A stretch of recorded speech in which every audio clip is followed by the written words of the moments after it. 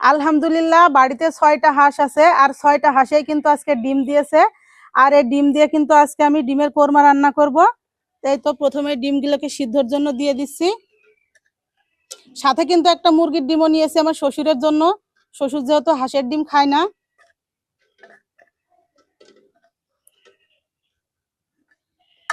চুলায় আমি ডিম সিদ্ধ বসিয়ে দিয়েছি, ততক্ষণে আমি এই তো এখানে পেঁয়াজ, রসুন, আদা, কাঠবাদাম সবকিছু একে একে করে বেটে নিব।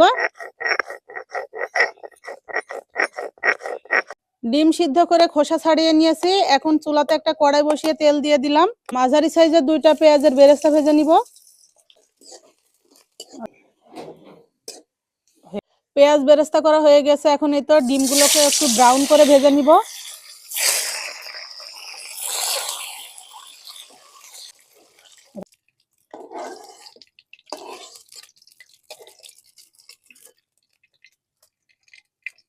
কড়াইয়ে আরো কিছুটা পরিমাণে তেল দিয়ে দিলাম।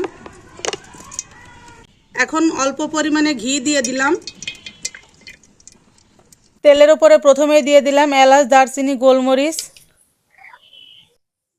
পেঁয়াজ বাটা, আদা রসুন বাটা, কাঠবাদাম বাটা।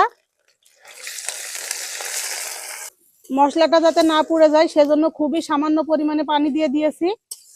লবণ, অল্প পরিমাণে মরিচের গুঁড়া, ধনিয়া গুঁড়া, জিরার গুঁড়া,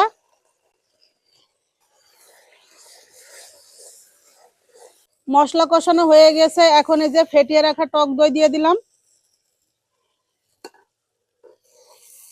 এখন আবারও কিছুক্ষণের জন্য নেড়েচেড়ে কষিয়ে নিব। মশলা কষানো হয়ে গেছে, এখন এই যে ভেজে রাখা ডিমগুলোকেও দিয়ে দিলাম। এখন আবারও কিছুটা সময় ধরে কষিয়ে নিব। এখন কয়েকটা কাঁচামরিচ দিয়ে দিলাম।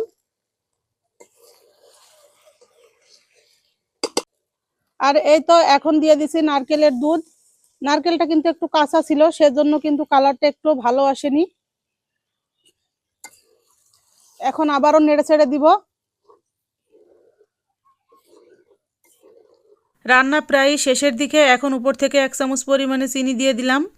আমাদের ডিমের কোরমা রান্না শেষ, এই তো এখন নামিয়ে নিচ্ছি। আর এই যে ওপর থেকে এখন কিছুটা পরিমাণে পেঁয়াজ বেরেস্তা ছিটিয়ে দিব।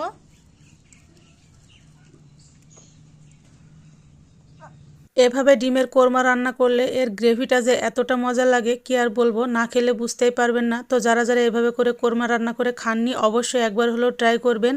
তো সবাই ভালো থাকবেন, সুস্থ থাকবেন। আজকের ভিডিওটি এই পর্যন্তই, দেখা হবে পরের কোনো ভিডিওতে। আল্লাহ হাফেজ।